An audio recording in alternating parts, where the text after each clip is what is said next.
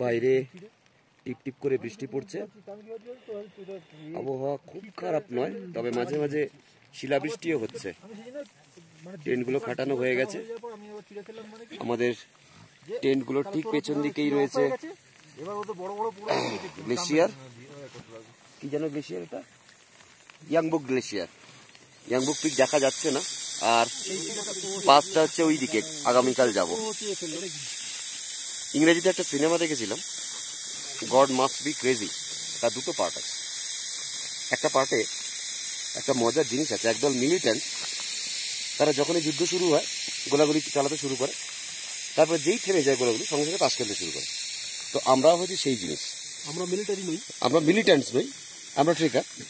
যেই আমরা ক্যাম্পে পৌঁছে যাই সঙ্গে সঙ্গে এখানে তাস খেলা শুরু হয়ে যায়। টার্গেট একটা, কখন পৌঁছে তাস খেলাটা শুরু হবে। ওই টার্গেট নিয়ে আমরা তাড়াতাড়ি চলে আসি।